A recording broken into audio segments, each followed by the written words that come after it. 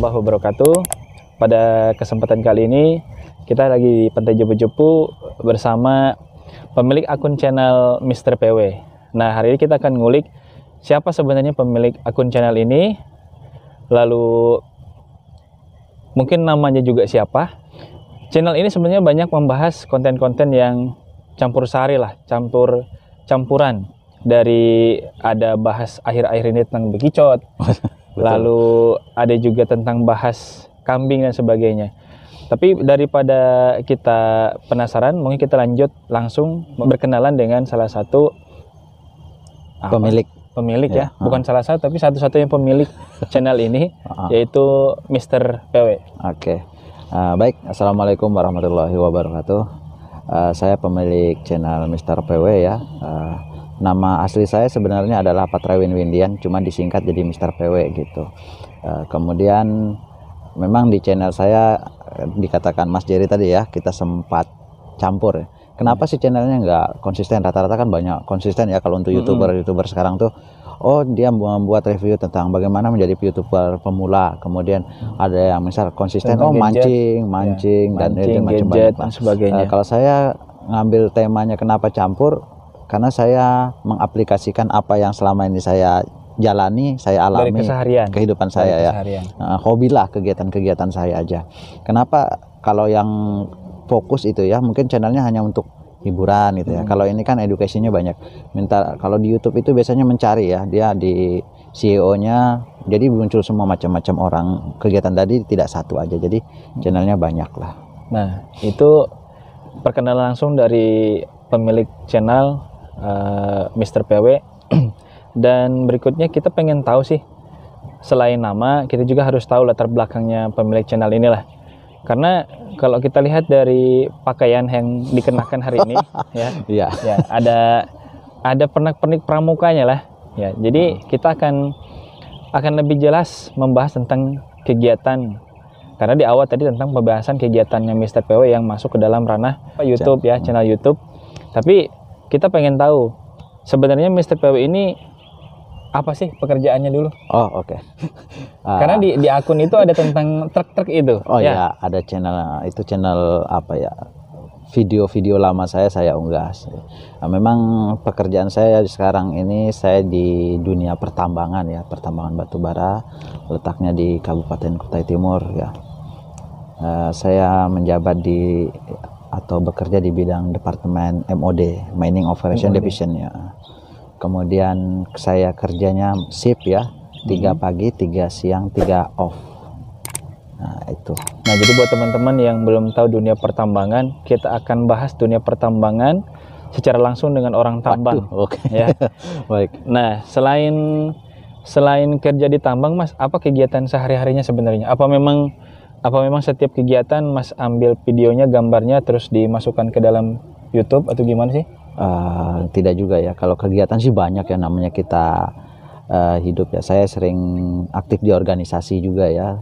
Makanya benar tadi dikatakan, wah ternyata pakaiannya ada embel-embelnya ya. Nah, itu saya awalnya memang aktif di pramuka dari saya masih SMP ya, 2002-2003 sampai sekarang masih hobi lah ya, masih menggelut di dunia pramuka. Tapi karena sudah berkeluarga, mungkin kegiatan pramuka tidak full seperti masih remaja gitu, waktu masih single. Jadi karena sudah ada umurnya, sudah berkeluarga ya, gitu kan, sudah punya anak, sudah punya istri, dan juga sebenarnya saya belum memperkenalkan nama ya teman-teman, para subscribernya Mr. PW. Saya sendiri di sini diundang di channel ini sebagai partner lah ya. Bukan narasumber. Biasanya diundang sebagai narasumber kalau di channel YouTube orang lain. Tapi ini malah jadi pembawa acara ya. Karena jujur saya sendiri masih penasaran dengan akunnya Mr. PW ini. Di dalamnya saking campur sarinya kita belum tahu. Sebenarnya ada yang mau fokus nggak Mas nanti tuh di pembahasan, atau emang begitu aja? Nanti akan ada fokus ya. Cuman untuk saat ini saya pengen upload. YouTube itu sebenarnya jangan untuk full cari uang ya. Hanya kita menyimpan video kenang-kenangan kita nih. Selama ini kan kalau kita simpan di memori, di HP, galeri untuk anak cucu ke depan hilang, gitu bener. Ya. Kalau mau lihat kakek buyut cari aja di channelnya, di YouTube, ada gitu. Jadi itu untuk generasi jejak digital ya. Betul. Sekarang kan udah modern zamannya ya, nggak kayak dulu. Masih kamera pun masih yang hitam putih. Ya. Itulah. Nah, jadi tapi kalau memang misalnya channel YouTube jadi salah satu investasi ke depan, mungkin nggak salah juga ya. Gimana menurutnya? Siapa sih yang mau nggak nolak duit gitu kan, bahasa kasarnya ya. Nah, tapi kan saya sudah bekerja ya. Nah, saya hanya menyalurkan hobi saya aja sih. Makanya dia dari awal tidak pernah fokus di satu materi video gitu. Jadi hanya untuk nyimpan kenang-kenangan. Kalaupun memang nanti dikelola ya silahkan dikelola gitu kan. Yang penting inilah aktivitas saya selama saya menggeluti kegiatan mulai dari pekerjaan, hobi gitu kan.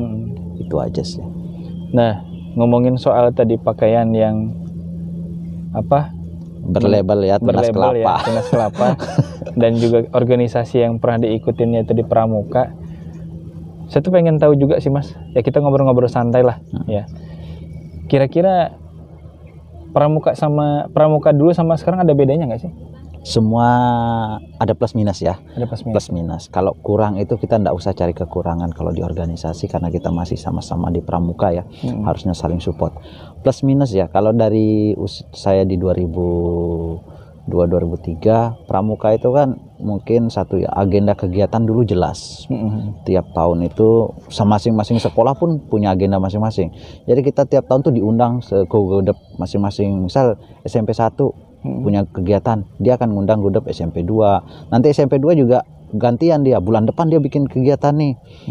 Kita diundang. Jadi di situ ada apa ya? Motivasi kita untuk selalu bersaing sebenarnya. Jadi kelihatan sekolah mana sih yang mampu bersaing zaman-zaman dulu gitu. Saingannya ya lumayan lah. Dan itu jadi ragam yang jadi rame lah ya. Ya, rame. Kalau dulu kan belum ada wajib pramuka ya, tahu udah di 2000. Kita masih sukarela. Dulu pramuka bukan sukarela, masuk aja sudah susah. Iya. Kadang nggak dipilih. Nggak dipilih. Kalau ikut aja ikut. Tapi kalau pas dikirim perkemahan itu kan jelas sekolah juga nggak mau rugi. Kadang sekolah itu mengirim peserta pramuka terbaik. Mereka kan bawa dana nih untuk fasilitas mulai transport, makan itu kan dibayar dari uang sekolah. Nah, jadi yang terpilih yang terbaik saja. Karena nanti di ujung harus menghasilkan prestasi. Betul. Nah, jadi ibaratnya sekolah sudah ngasih uang, kita harus ngasih hadiah, yaitu juara biasanya lah. Nah, itu kan pramuka di masa lalu tuh, di saat dulu. Kalau sekarang ini kan kebetulan lagi pandemi nih. Nah, menurut Mas Patrewin, kira-kira anak-anak pramuka di masa pandemi itu ngapain kira-kira ya? Kayaknya vakum. Vakum ya. Kemungkinan besar bukan kemungkinan sih, ada saya beberapa gabung di Kuarcap, grup-grup pramuka di Indonesia ya. Ada sebagian daerah yang masih tetap beraktivitas dengan menggunakan ya seperti jaga jarak, menggunakan masker gitu ya.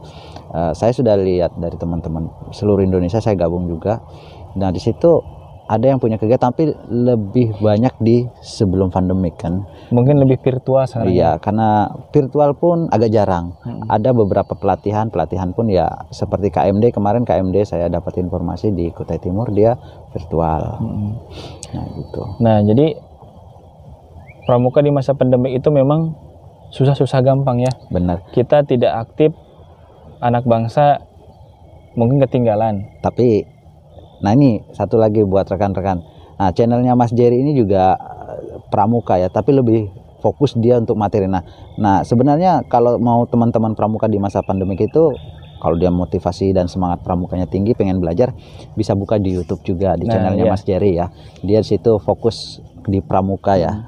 Bisa mungkin nanti channel YouTube-nya saya di link di bawah sini ya. Iya. Nanti deskripsinya kita kasih. Saya akan coba nanti memaparkan tentang apa itu pramuka. Ya, saya juga masih orang awam di pramuka, jadi masih belajar. Kita belajar sama-sama, saling berbagi Mas ya. Benar. Saling berbagi. Kebetulan juga Mas Peter ini salah satu channel akun yang selalu nongkrongin channel saya. Nah, sebenarnya kita memang bukan perkenalan di YouTube, tapi perkenalan memang di dunia nyata awalnya di tahun sekitar 2007 ya. 2007. Saat itu LT pertama di Kutai Timur kalau nggak salah. Enggak, itu LT 3 sudah, cuman udah LT 3 ya? Udah yang ke berapa ya? 3 kali juga.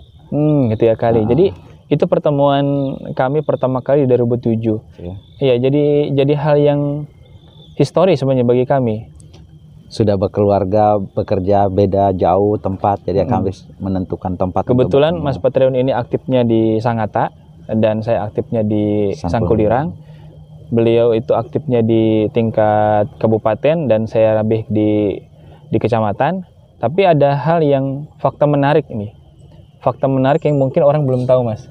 Apa itu? Kita sama-sama sekretaris Dewan Kerja Cabang. Benar. yang sudah purna. Jadi Mas Patrion ini dulu pernah jadi salah satu sekretaris Dewan Kerja Cabang ya di zaman apa? Kak Supri ya? Iya, di Dewan Kerja waktu itu ketuanya Kak Supri, masih sebagai anggota, kemudian di Bambang alihan lagi, kita pemilihan lagi DKC di Kabambang sebagai ketua, saya sebagai sekretaris. Kemudian saya selesai, saya minta Mas Jerry untuk lanjutkan kegiatan saya di sekretaris. Saya sudah kasih gambaran karena teman baik, saya kasih gambaran sekretaris di dewan seperti apa, walaupun dia di tingkat ranting. Nah, ranting itu dan perjalanannya dia untuk ke kabupaten untuk aktif itu ya lumayan jauh ya, sekitar 2-3 jam. Dan tapi beliau masih semangat ya. Dan bahkan waktu itu karena niat saya belajar waktu itu di tingkat kuartir cabang, dan ada hal-hal yang memang yang menarik yang perlu kita pahami di dalam dunia pramuka, Mas ya. Selain kita di pramuka bisa berteman dengan teman-teman baru, anggota baru, juga di situ kita bertukar pikiran dan pemahaman baru. Benar. Nah, Mas Patrion ini dulunya juga pernah ikut serta dalam kegiatan penyelamannya. Kalau penyelaman saya waktu itu tidak sempat ya, yang pramuka emas itu saya nggak sempat ikut. Yang ikut ke sana itu adalah Kak Supri sama Kak Bambang ya, yang berangkat di situ Bondo. Itu penyelaman rekor muri Indonesia, waktu itu beliau mewakili Kutai Timur berdua berangkat ke sana. Nah, setelah itulah baru saya masuk di dunia penyelaman, disarankan oleh Kak Supri dan Mas Bambang untuk coba nih kita cari ilmu baru, karena di Kutai Timur belum ada tuh namanya pramuka yang mendapatkan sertifikasi penyelam gitu kan. Kenapa sih pramuka harus ada sertifikasi penyelam? Waktu itu kan kita juga bingung untuk apa gitu kan. Di sini memang kita dekat dengan laut, tapi fasilitas kita kan susah waktu itu. Betul. Dan kalau nggak salah lo Dive Master ya sekarang? Iya. Nah, Dive Master ya, baik. Jadi sudah Dive Master. Nah, jadi teman-teman di kegiatan pramuka itu juga ada mengenal tentang yang namanya tingkat-tingkat tertentu, ada tingkat kecakapan khusus, ada tingkat kecakapan umum. Ternyata juga di penyelaman ada beberapa tingkatan, Mas ya. Benar. Apa kira-kira itu? Nah, kalau tingkatan pertama ya, tingkat dasar itu open water ya. Jadi buka air. Ya open ya, itu bahasa Inggris. Kalau di Indonesia kan open water ya. Jadi open water itu tingkat pertama ya. Tingkat pertama untuk penyelam itu ya penyelam dasar lah ya. Jadi dia masih didampingi oleh instruktur, masih belajar. Kemudian nanti baru diajak ikut pelatihan sampai mendapatkan jam terbang, jam nyelam ya. Jam nyelam yang cukup. Kemudian dia mampu mengatasi semua masalah di dalam air, karena kan bukan dunia kita tuh. Iya. Air tuh kan dunianya ikan ya. Alam lain. Nah, jadi beresiko juga, resiko semua diajarkan di sana, bagaimana menghadapi kondisi di dasar laut pada saat menyelam. Dan dia juga kalau tingkat dasar itu kan karena masih pemula, kedalaman airnya pun dia tidak terlalu dalam, punya standar sendiri. Berapa meter, Mas, kira-kira? 5 meteran 5 meter ya. Kalau kedengarannya cuman 5 ya, padahal mungkin tingkat kesulitan dan juga bahayanya tinggi ya. 5 meter itu mungkin kalau 5 meter bahayanya mungkin tidak terlalu signifikan ya, karena masih dasar ya. Mungkin yang dia perlu dihadapi hanya kepanikan sama dekompresi, karena dekompresi itu di 2-3 meter itu sudah kena yang mendengung di telinga tuh, yang sering kalau kita nyelam nah itu adalah dekompresi ya, tekanan ya. Dan selain juga meraih Dive Master di bidang penyelaman, Mas Patrion ini juga sebenarnya aktif sih di Kutai Timur sebagai penyelam juga ya. Kemarin saya pada saat masih kerja waktu itu, saya ingat sekali ada kapal nelayan yang ditabrak oleh kapal tongkang di daerah Berau, tapi nelayan Kutai Timur. Kemudian Kak Kuarcap dan Paspotmar Lanal ya, Lanal Sangatta menghubungi saya untuk ikut serta andil dalam pembantuan pencarian kapal yang tenggelam waktu itu. Sampai di lokasi, kita sudah lihat lokasi, kita lihat ukur kedalaman semua, tapi ya itulah pengalaman ya, karena kita sebagai penyelam ya itulah gunanya kita sebagai pramuka penyelam. Mungkin saya rasakan ilmu-ilmu nyelam itu bermanfaat sudah di situ. Nah, terus sebagai penyelam, sebagai pramuka, sebagai pekerja tambang juga, ada kegiatan lain nggak sih Mas? Yang lain? Mungkin bertani, bercocok tanam? Ya ada ya, paling hobi saya di ternak gitu. Di ternak ya? Iya. Ternak, kemarin saya terakhir ternak bekicot sama kambing. Iya. Selain itu ada nggak Mas? Ada. Apa itu? Sapi. Sapi ya. Nah sapi ini kayaknya kontennya perlu ya. Mungkin kalau konten bekicot terakhir itu tentang cara berternaknya ya. Betul. Terus juga ada apa namanya itu? Kambing. Kambing ya. Iya. Kambing. Nah kita pengen lah sapinya lah gitu. Oh sapinya insya Allah lah nanti. Sapinya jadi mungkin lah kalau sapi kan ya hal yang biasa, tapi bisa mungkin dikulik pas lahirannya. Nah jadi itulah Mas Patrewin peternak juga, ternyata banyak hal yang mungkin teman-teman subscribernya Mr. PW yang belum tahu tentang Mas Patrewin. Di sini kita akan kulik sehabis-habisnya ya, sebisa mungkin saya mengulik, karena saya jujur saya masih kaku, masih bingung tentang keberadaan saya di channel ini. Ya, seharusnya saya yang ditanya-tanya, ini pemilik akun yang ditanya-tanya, tapi tidak masalah karena kebetulan saya juga pribadi masih penasaran dengan channel ini. Walaupun kita di dunia nyata sering ketemu, tapi kita belum tahu tujuannya buat si channel YouTube ini. Nah, tadi udah digambarkan bahwa channel ini adalah sebagai galerinya masa depan, agar tidak anak mudah cucu hilang. ya, anak cucu bisa lihat jejak rekam kakek buyutnya gitu ya. Iya. Nah, masih soal pramuka kayaknya Mas Patrewin ini tentang kegiatan Saka, karena dari seragamnya kan kelihatan ini anggota Saka Mas. Iya. Ya. Nah, di antara Saka yang ada di Kutai Timur, Mas Patrewin milihnya Saka Bahari. Ada apa? Apa ada nilai historis tentang Bahari atau memang gimana ceritanya? Oh enggak sih, waktu itu sih Saka itu di Kutai Timur baru 2. Baru 2 di zamannya Mas Patrewin. Iya, 2. Waktu itu hanya Saka Bayangkara pertama. Kemudian dibentuklah baru 2 ya, Bakti Husada. Tapi waktu itu Bakti Husada tidak jalan. Kemudian ada tawaran untuk gabung di Saka Bahari, ikutlah di 2007. Angkatan pertama ya. Benar, untuk di Kutai Timur. Nah, bagi yang adik-adik junior ya, mau kenalan tentang Saka atau tanya-tanya tentang sejarah Saka di Kutai Timur, mungkin bisa langsung tanya ke Mas Patrewin. Tapi sebelum ditanya, kita akan tanya dulu lebih lanjut di channel ini. Jadi 2007. Terus habis itu gimana Mas ceritanya? Kan itu perintis biasanya. Perintis. Jadi perintis waktu itu baru aktif di pramuka, tapi waktu itu saya nggak terlalu aktif di pramuka sebenarnya. Awalnya saya di 2002-2003 itu aktif di Palang Merah Remaja. PMR gitu ya? Benar, kalau di sekolah-sekolah itu PMR lah bahasanya. Saya aktif di sana. Nggak sengaja sebenarnya, kalau PMR itu kan kemahnya sendiri, dia punya namanya Jumbara. Kalau kita iya, betul. Kayak kalau di Penegak namanya Raimuna, kalau di Penggalang namanya Jambore ya. Kalau di Jumbara di PMR juga ada Jumbara.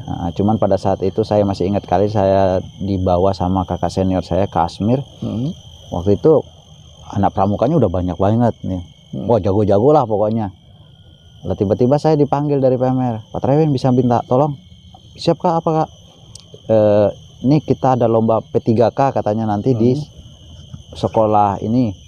Bisakah bantu? Kamu saya ubah jadi anak pramuka. Jadi disulap. Nah, udah biasa begitu Mas ya. Jadi akhirnya bolehlah. Akhirnya saya ikut dan P3K-nya juara 1. Nah, dari juara 1 itu akhirnya ikutlah gabung di pramuka mulai. Nah, di Penegak pun saya waktu itu enggak terlalu fokus banyak ya di Penegak. Makanya di Saka Bahari yang pertama saya enggak terlalu aktif. Jadi ada pengiriman nasional waktu itu di Situbondo ya. Kegiatan Saka Bahari saya tidak ikut. Nah, dari situ tapi saya masih tetap aktif pramuka. Masih aktif pramuka di Saka Bahari. Nah, apa aja sih kegiatannya di Saka Bahari Mas? Saka Bahari Kan ke lautan itu. benar. Nah, kita tanya dulu apa sih Saka Bahari, pertanyaan Iya, apa sih Saka Bahari itu? Satuan karya yang dinaungi oleh Angkatan Laut ya. Angkatan Laut langsung. Jadi apa sih materi, apa sih yang dipelajari di Saka Bahari itu? Kan tuh lanar semua nih, tentara semua, garang-garang ya gitu. Nah, kita kan sama semua di Penegak, Pandega maupun Saka itu punya krida ya, materi-materi yang khusus. Kalau di Bahari dia khusus ya, kalau di Penegak kan kita pramuka umum, kalau di Bahari ya khusus ke baharian. Jadi di sana ada krida reksa, jasa, wisata, sumber daya, itu yang kita pelajari. Nah, kalau sumber daya laut itu apa aja sih? Ada minyak itu kan ada Minyak tambang gas, laut ya. Kemudian ada perikanannya. Habis itu kita selain itu dari tambang-tambang itu diolah jadi apa, itu kita pelajari. Kalau wisatanya ada wisata dasar laut. Nah, itu saya dari situlah baru tertarik untuk penyelaman tadi itu ya. Kemudian wisata pantai, nah itu yang perlu dikembangkan. Kalau kemarin sempat kita di Teluk Kaba itu sama masyarakat sama-sama membudidayakan rumput laut sama anak Saka Bahari. Membantu gitu ya. Oke, kami tidak membantu tapi kami diberi fasilitas.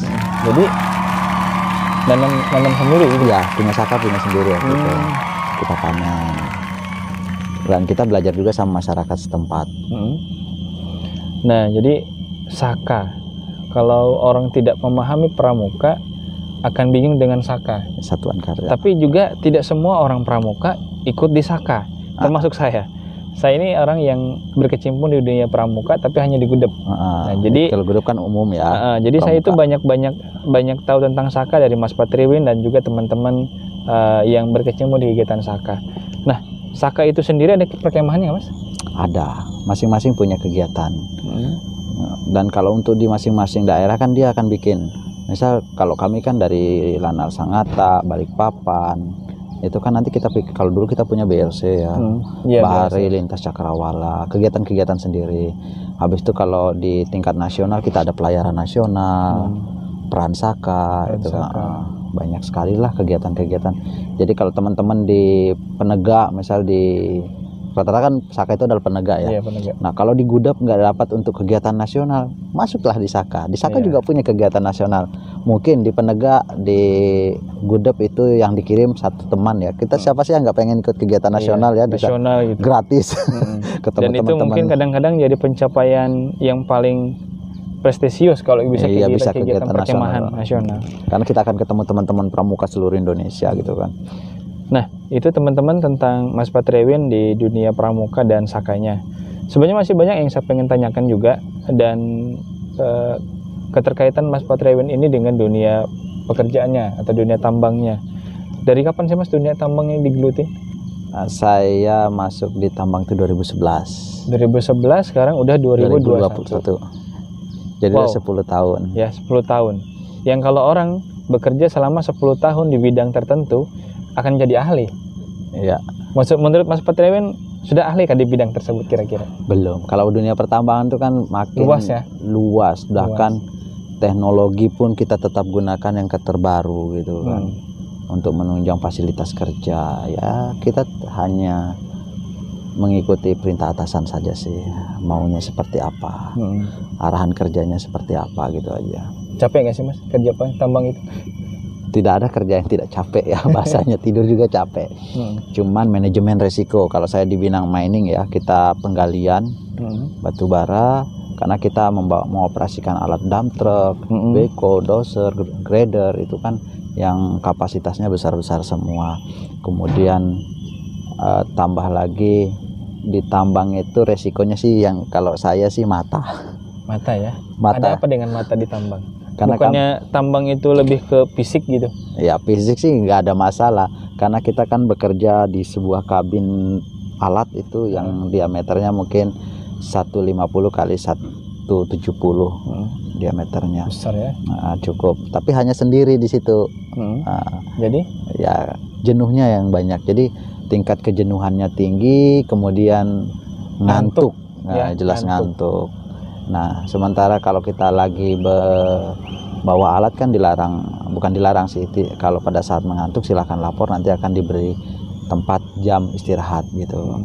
Dan kita juga di tambang juga punya jam istirahat, silakan ambil waktu 1 jam untuk istirahat karena saya kerja 12 jam. 12 jam dikurangi 1 jam untuk istirahat jadi 11 jam ya. 13 lah. Oh 13 ya. Dan itu lumayan loh teman-teman. Dan itu belum dipotong dengan waktu perjalanan saya dari rumah sampai ke pit. Kurang lebih waktu saya hampir 14-15 jam. Jadi di rumah itu cuma istirahat. Selama 24 jam. Dipotong sekitar 15 jam. Di rumah berarti sisanya sekitar 8. Ya 8 atau 7 jam lah. Hanya untuk istirahat. Ketemu anak, istri, bersosialisasi dengan teman-teman, tetangga. Nah makanya semenjak saya sudah berkeluarga itu saya katakan pramuka sudah agak sedikit tidak full gitu kan. Tapi masih lah ya. Masih setiap ada kegiatan selalu diundang untuk menjadi pemateri biasanya. Nah itu sih terakhir saya itu juga sempat minta bantu sama Mas Patrewin untuk kegiatan di Gudep saya, dan ya memang kegiatannya kalau diikutin sama Mas Patrewin ada hal-hal baru yang dibawa, termasuk tentang penyelamannya, juga latar belakang sebagai pekerja tambang yang memang kerjanya ekstra, jadi di lapangan juga dia bisa menyesuaikan diri.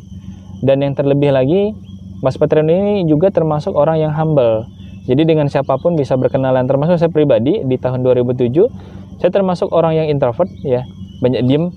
Nah tapi karena dia banyak orangnya agak sedikit energik kesana kemari, sehingga saya kebawa arus. Termasuk hari ini saya berada di salah satu pantai di Pantai Sekrat, Pantai Jepu-Jepu ya, Desa Kaliorang. Di calling, diajak untuk ngecamp di sini, ketemuan di sini, diajak. Dan juga terusnya sebenarnya tidak hanya kami berdua di sini, masih ada anak istri, teman-teman yang sebagainya. Cuman kita pengen waktu khusus tentang membahas channelnya Mr. PW ini. Nah, kembali ke Mr. PW di channel tersebut, kedepannya selain di channel Mr. PW, ada nggak sih Mas pengen buka akun-akun lain gitu? Akun. Karena tadi awalnya saya prinsip pertama untuk channel ini galeri aja sih, nggak ada lagi untuk yang lebih. Itu aja sih, hanya galeri aja. Kemudian kalau ada manfaatnya bagi teman-teman ya alhamdulillah, itu aja sih. Saya masih penasaran Mas Patrewin tentang bekicot. Itu kemarin ya. Itu nanti tuh dimasak atau gimana sih? Atau perjualbelikan? Di situ aja sih, pada saat untuk yang bekicot kemarin udah rame ya. Itu ternak sebenarnya, hanya belajar ternak, kemudian kok perkembangannya baik, bagus gitu. Jadi ada sempat teman juga satu orang belajar ke rumah, saya ajarkan apa yang bisa saya berikan gitu. Akhirnya dia mau. Awalnya si bekicot tuh kita hanya ngambil di alam liar ya, di alam liar pun hanya sebatas musim hujan dia baru ada. Kalau nggak musim hujan susah nyarinya. Susah ya. Kemudian nggak sengaja disimpan, dikembangbiakan di drum bekas itu. Banyak sekali perkembangannya, akhirnya saya teruskan sampai sekarang. Itu nanti dikonsumsi atau gimana? Nah ini untuk produknya ya. Produknya. Saya teman-teman mungkin udah nonton bagaimana cara membudidayakannya, beternaknya. Nah next selanjutnya siapa tahu kan ada yang tertarik dengan dunia bekicot ini. Apakah ini memang jadi salah satu bahan konsumsi atau gimana sih? Ini bekicot ini banyak ya. Kalau lendirnya pun laku. Lendirnya aja ya? Untuk perawatan kosmetik ya, wajah ya, biasanya itu lumayan mahal. Masker atau gimana? Masker gitu ya, semacam masker. Kemudian dari dagingnya itu dijual kering juga lumayan. Keringnya itu jual online saja. Dia bisa macam-macam sih dia diolahnya. Saya selalu online saja. Saya jual online itu 150.000 per kilo. Per kilo ya? Ya. 150.000 per kilo yang kering. Kemudian kayaknya ngelebihin daripada harga daging sapi. Jelas, kalau daging sapi kan basah 100, sekarang 130 ya gitu. Nah kemudian itu produk kering dan basah. Kemudian yang masih hidup pun banyak yang pesan. Untuk apa Mas? Mereka konsumsi. Mungkin ada beberapa yang tidak bisa mengkonsumsi, ada yang bisa gitu. Nah, jadi itu kebutuhannya juga masih banyak. Saya seumur-umur pernah makan bekicot itu pas kita ngadain kegiatan survival. Dan itu pun kalau nggak disuruh senior nggak makan. Karena waktu itu memang posisinya sedang di training, dan bagaimana cara pengolahan apa namanya bisa makan nih bekicot yang ada nih. Karena kan namanya kita survival harus bertahan hidup di dunia luar atau di alam liar, dan itu belajar tentang bagaimana cara pengolahan bekicot. Salah satunya ternyata direndam dulu pakai air kapur. Benar. Kalau survival lu ngambil dari mana? Nah, ayo. Kalau misalnya waktu itu diajarkan kita direndam pakai air garam, karena garam selalu kita bawa, Mas. Oke. Nah, kalaupun misalnya garam kita nggak bawa dan si bekicot ini ada, kita harus rebus. Rebus berulang kali sampai si lendirnya hilang. Itu salah satu cara terakhir. Karena kan air kapur nggak mungkin kita bawa, namanya lagi survive. Terus juga ya mungkin yang kedua garam. Garam itu kita selalu bawa, dan itu pun kalau sudah nggak ada ya salah satunya direndam. Itu saya sangat terpaksa sekali makannya. Oke. Sebenarnya ada cara banyak untuk menghilangkan lendir itu tadi. Yang pertama ya, tadi sudah disebutkan mau garam, air kapur, itu semua bisa direbus dengan air daun jambu juga bisa. Tapi kan kalau survival nggak ada. Kemudian kita gunakan pasir juga bisa, media pasir. Pasirnya diapain? Diaduk aja dengan pasir, nanti dia lengket, habis itu lepas. Atau abu bekas kita ini survive pasti bikin api nih. Nah, abunya juga bisa dipakai tuh. Nah, cara mengeluarkannya ngapain? Ngerebus, lempar aja di api. Kalau sudah panas bekicotnya mati bisa dicungkil. Lama kalau untuk ngerebus kan butuh. Memang kalau banyak, kalau cuma 1 sampai 5 aja lempar aja di api. Kalau untuk orang survival gitu kan. Nah, itu tentang dunia bekicot. Ya, dunia bekicot. Mungkin perlulah mungkin nanti kedepannya juga tentang hal-hal menarik lainnya, Mas. Ya, bekicot itu termasuk hal menarik mungkin dibahas oleh orang-orang tertentu. Termasuk saya pribadi. Pertama lihat video itu tentang budidaya bekicot. Untuk apa sih bekicot gitu kan? Padahal ternyata banyak sekali manfaat daripada si bekicot. Lendirnya bisa untuk masker, dagingnya untuk bisa dikonsumsi dan sebagainya. Nah, Mas Patrewin, kira-kira di channel YouTube ini sendiri tujuan ke depan uploadnya secara fokus mau nggak sih bahas soal pramuka? Kayaknya belum ada itu. Belum ada video. Belum ada. Cuman ada saya upload itu video berkemah saja. Video berkemah ya, yang apa tadi? Short ya? Ya, video short saya yang pendek ada 2 itu berkemah semua. Kemudian apa ya? Pramuka sih bisa. Materi video-video saya masih banyak sebenarnya. Cuman itu kalau mau khusus gitu ya, mau dikhususkan gitu. Ya nanti kita akan lihat perkembangannya dulu. Karena kalau hanya sebatas nyimpan baru kalau memang dibutuhkan di dunia pramuka seperti ini mungkin bisa aja gitu kan. Pandemik ini kan hanya materinya kan rata-rata kalau nggak lihat YouTube kita virtual artikel. Kalau saya pribadi sih, Mas, boleh request kayak kalau bahas tentang pramuka siaga, penggalang, penegak, pandega itu udah dibahas di channel saya lah. Walaupun nggak begitu banyak, tapi teman-teman bisa nanti berkunjung di channel saya. Cuman kita pengen sih di dunia pramuka ini yang lebih fleksibel lah. Pramuka itu nggak cuma berkemah, benar.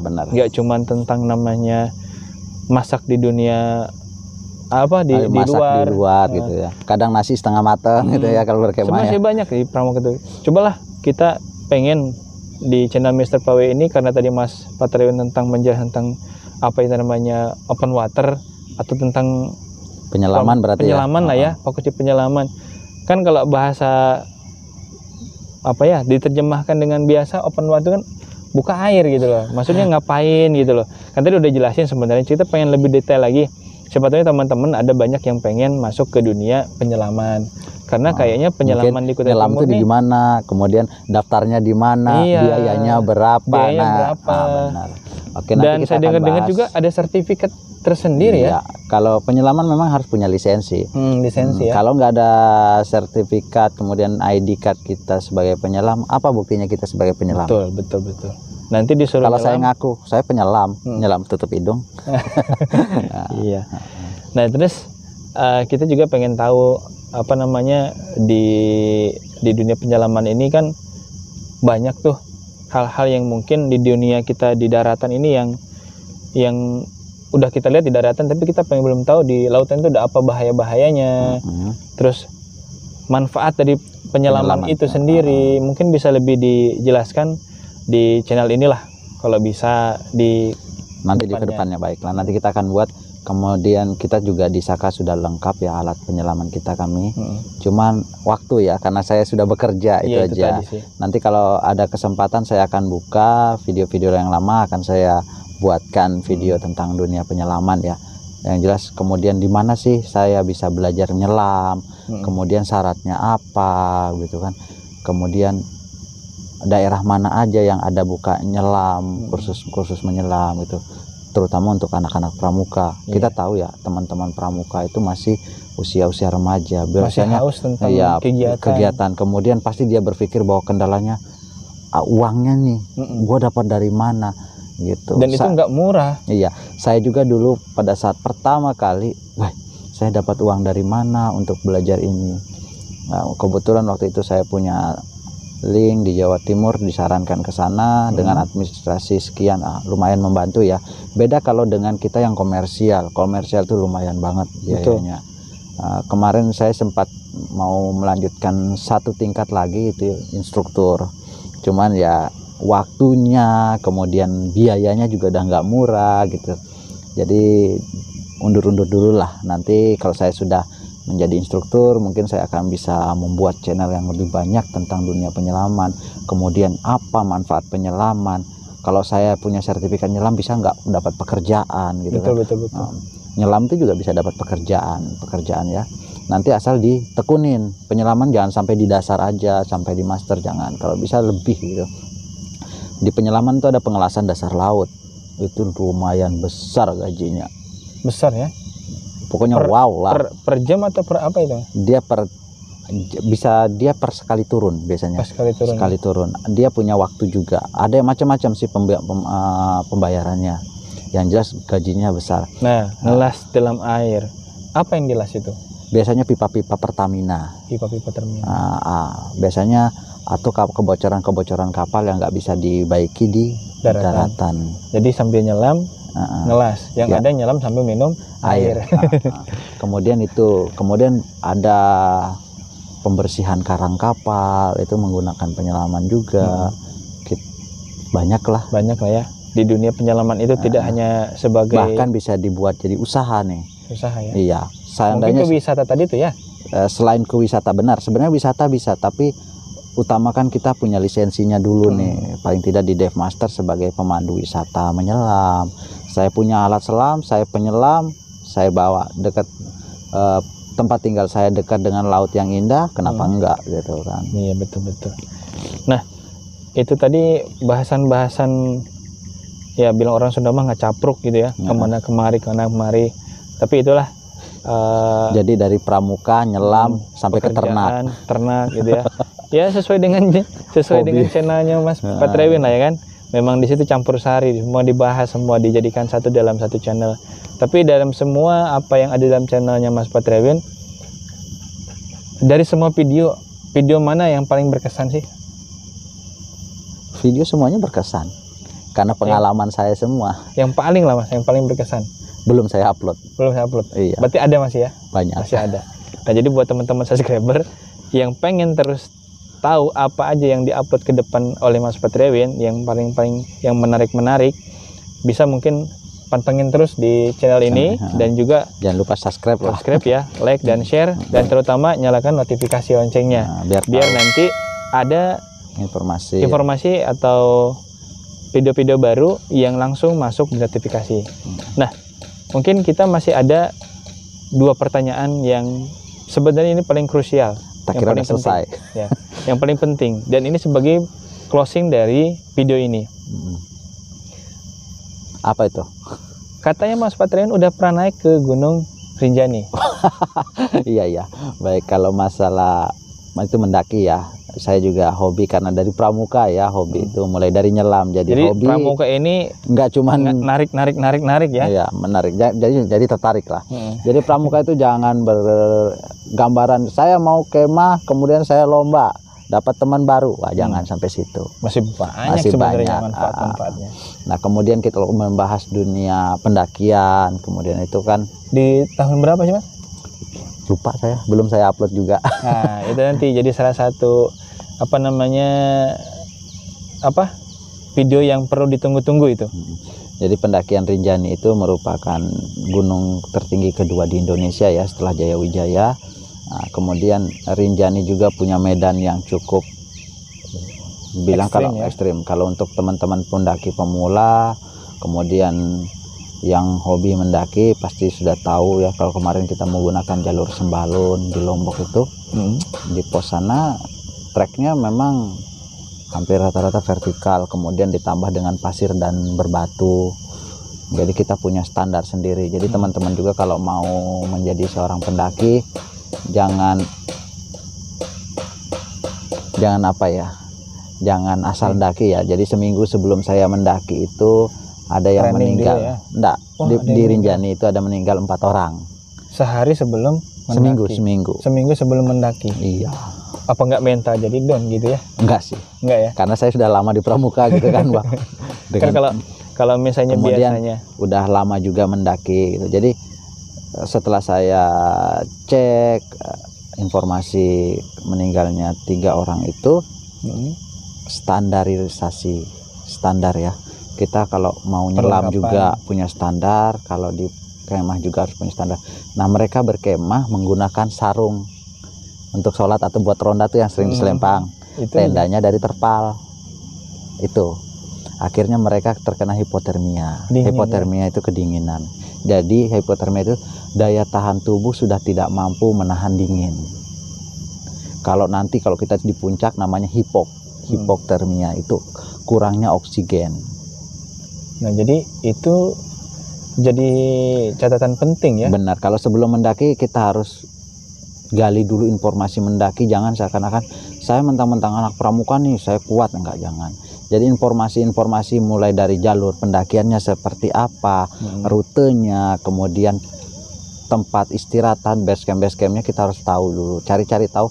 Sekarang udah gampang ya. Perbekalan ini cukup untuk berapa hari? Iya, gitu ya. Benar. Jangan sampai di tengah gunung kita kehabisan perbekalan. Iya. Kalau di Rinjani itu rata-rata teman-teman mendaki 1 minggu.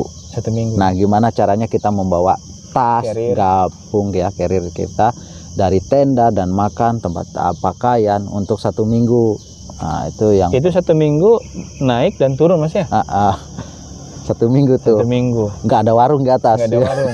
Tapi ada sih, kalau di Rinjani ada. Tapi jualan kue aja dia. Tapi kalau sekarang itu kan banyak, Mas, tuh porter-porter ya.